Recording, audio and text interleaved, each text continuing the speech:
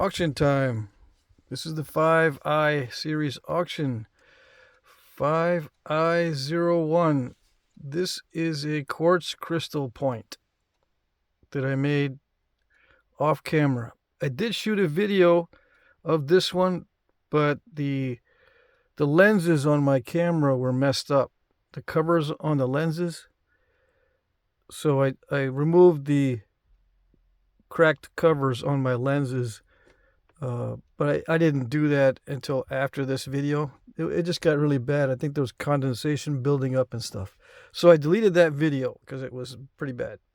Anyway, this is a quartz crystal point.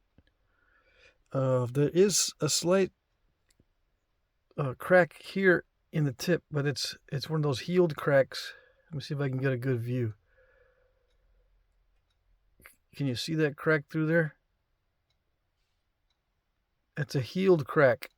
It's not glued back together, and it's not going to be weak. It's not going to break apart because I napped through that, and it didn't break apart.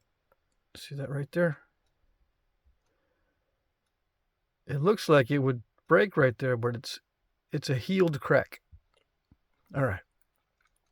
Other than that, there's no other cloudiness or issues. Right? It's just the clear part of the quartz crystal. It's a Perdice looking style point with serrations. It took me a while. It took me an hour and a half to make this little point, mainly because it was very difficult to thin down. And I do think that quartz crystal has a certain amount of grain to it where it naps well in one direction but not well in another direction. I was able to flatten this side out pretty well, but this side gave me some trouble. Anyway, quartz crystal point. What's the size? It's going to look bigger than it actually is, okay? My hands are small. This is 1 7/8. Okay, so keep that in mind. It's a small point. It's like 3/4 of an inch wide. 1/16 inch less than 3/4. Okay, so when you get it, if you got big hands, it's going to disappear in your hands. Remember, it's tiny. It's small. Okay? All right.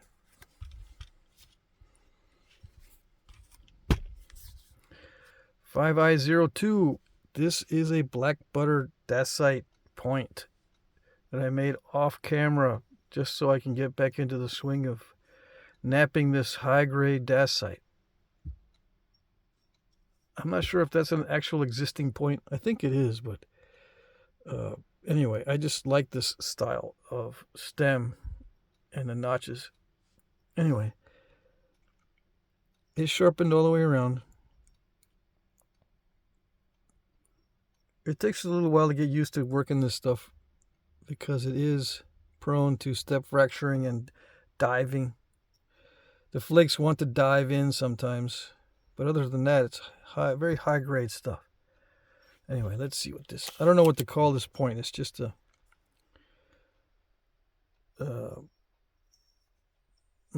fox-eared point or something. Okay. 3 1/8 inches long. Okay, a little bit of a better look.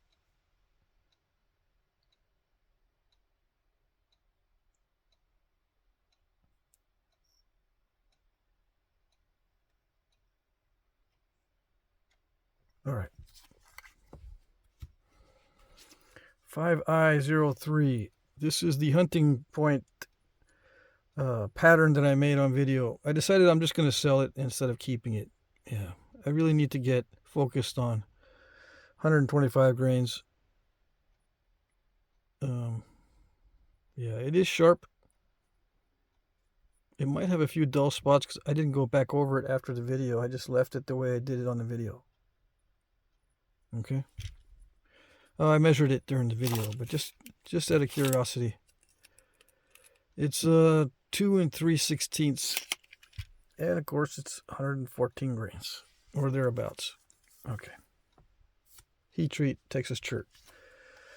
5I04. I made this one this morning out of a piece of heat-treated Georgia jasper. It had some issues in the jasper. Yeah. See how it has pitting and kind of a weird situation with crystal pockets and stuff. So that's what it had in the top part here. It had some issues, but I tried napping away all the bad spots, and it came out all right. I was afraid that it was going to break on me a couple times, but it held together very well. It's this type of Georgia jasper. I think I heat treated it to 350 degrees. I usually don't go hotter than that these days on the Georgia stuff. And I get this stuff from Jeff Head, and I usually try to put a comment in the comment section where there's rock sellers that I recommend, and he's in there. You can contact him through Facebook if you're looking for this type of material. I really like it, especially after it's heat treated. Sometimes it doesn't need any heat treat, but this one this one did need heat treat. Okay, so I don't know what you'd call this point. I don't know if the serrations are part of this point tradition. I just put them in there because I like them. Yeah, but I think it looks like a Hernando point, right? Something like that. But there's several points that look like this. So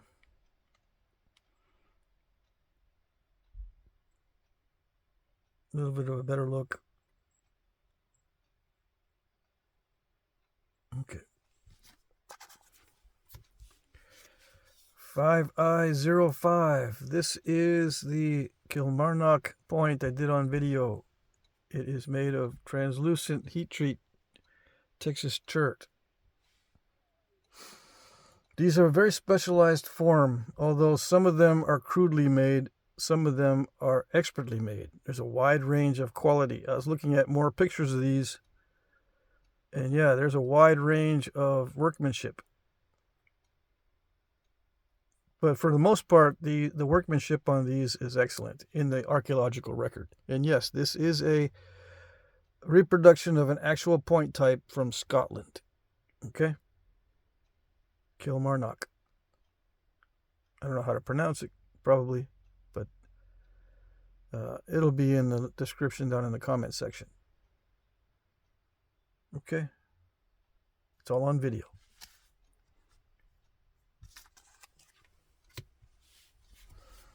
5I06. I believe this one's on video also. Yeah, it's the video where I'm napping. It says napping. Oh gosh, I can't remember. Anyway, it is on video. It's like this. You can see it in the thumbnail just like that. Heat treat Texas chert. Translucent. I guess you call that a fox ear point as well. I don't know. Are they both fox ear types? I don't know. I know what this is. Anyway. You do find this type in California, but throughout the Southwest, there are similar types to this. Okay? All right. 5I07. Last but not least, I found two old hafted points that I made 10 years ago. I resharpened them this morning in the haft. And these are hafted with elm bark, or the inner bark of elm, or the bast. Elm bast. Okay? Now, these are supposed to be Eastern style points. And this wood, I think this wood is also, well, I think it's oak. I was going to say elm, but elm doesn't have open grain like this, I don't think. So these look like oak foreshafts. Anyway, it is hafted with elm bast. And I think I probably used regular wood glue, yeah, to hold it down. But these actually were used here. My stepmother used these in the kitchen to cut plastic wrap. Yeah, that's why they had to be resharpened. So they were used quite a bit. but they're sharp now. Yeah. So yeah, so that they just don't. So I'm offering these because they'll just sit on the shelf for forever. No one will ever get to see them. So there you go. All right, that's it for the items. 7 items. Now the rules. These are my cheat notes. There's a better description of the auction in this description box below. Okay, there will be an auction every Monday. Please look at my previous auctions to see how they work. This is not a live auction, right? So I'm not going to be running the video the whole time during the auction.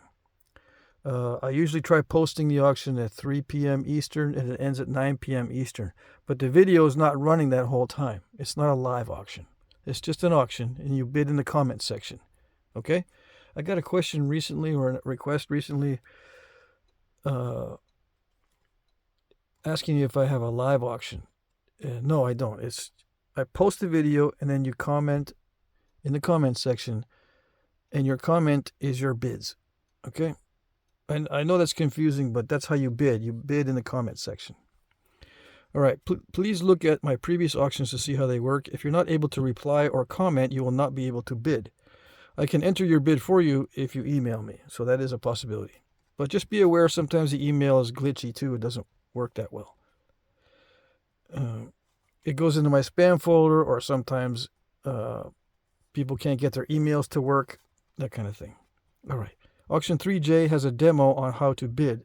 I used my tablet in that video. So you can type in Jack Crafty Auction 3J.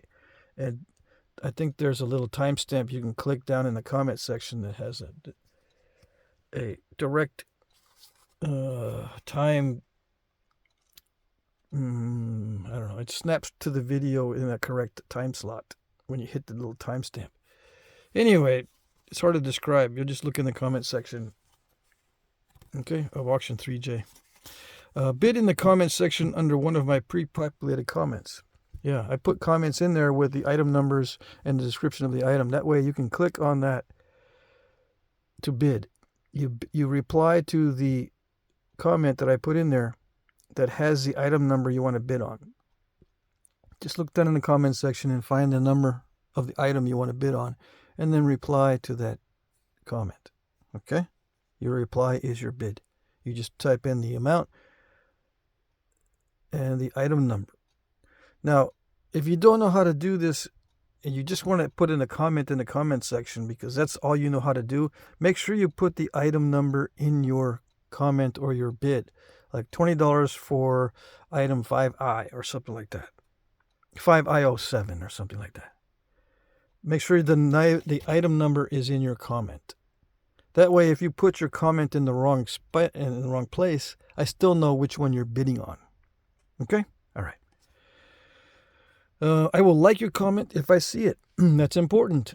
Not all comments are visible to everybody. It's one of those YouTube glitches and one of those YouTube quirks. Not all the comments are visible to everybody. All right? So, but if I see it, I will like it. Now, it may take me a while to like your comment, but as the time approaches the end of the auction, I check more frequently. But if time approaches the end of the auction and I still haven't put a like on it, that means I haven't seen it. You need to either enter another bid again or send me an email or something so I can fix the situation. Okay? Sometimes comments are not always visible. It may take a while for me to like your comment, blah, blah, blah. Okay, so just be aware. Sometimes there's glitches. Try not to bid at the last minute. Yeah. Be aware that I'm using YouTube's time tracker and it's not always accurate. That's another thing. Yeah. I use this time tracker because it's what everybody sees. Yeah. YouTube puts a timestamp on your comment so that we know how old it is. It's a very useful thing, actually, especially when it comes to things like this. However, if you're bidding at the last minute, that time that YouTube puts on your comment may not reflect the actual time. I know you know how to bid on time, so I know you're on time. You know you're on time, but YouTube's little timestamp may be wrong. And if it's wrong, and if you're late, I won't count your bid. All right, so just be aware. This is just for last-minute bidders, okay? Just be aware it's risky. All right. Shipping is free in the U.S. International shipping is discounted but not free. I will add $10 for a lightweight package and $20 for a heavy package. This is a simplification and a change from previous auctions. Yeah, so I'll determine when you email me after the auction if you win, if you're an international bidder, I will determine if it's a heavy or light package and charge you either 10 or 20 bucks for shipping. Now, shipping is going to be more than 10 or 20 bucks, so it's highly discounted. But I'm still gonna add some onto it because it gets very expensive to ship internationally. Okay? All right. I will provide tracking numbers, except PayPal, Venmo, Cash App, checks or money orders, or payment via electronic invoice. I can send you an electronic invoice to your email, and you can pay it with a credit card or debit card. Yeah. I just send the invoice to your email, you click on the link, and then you can pay for it that way. If you like that option. But my preferred is just PayPal. Okay? Make sure it's me, though. Make sure it's me. If you're going to use any of these methods, make sure it's me that you're paying it to. What I prefer to do is send you a request first. That way you know it's me. Because sometimes, like on, I think, Cash App, there's another Jack Crafty on Cash App, and it's not me. All right? So just be aware. Winners will be announced at 9:01 p.m. Eastern Time, which means it's 8 p.m. Central, or 7 Mountain, or 6 Pacific. Yeah. Pay attention to your time zone, because it's not 9:01 p.m. for everybody. The auction ends at 9:01 p.m., I start announcing the winners. Correction. I start announcing the winners at 9:01 p.m. Eastern. But it depends on your time zone. If you're in the Central Time Zone, the auction ends at 8. If you're in Mountain Time Zone, the auction ends at 7. All right, so it depends on your time zone. I will wait that minute before I start announcing the winners. The auction ends at the top of the hour exactly.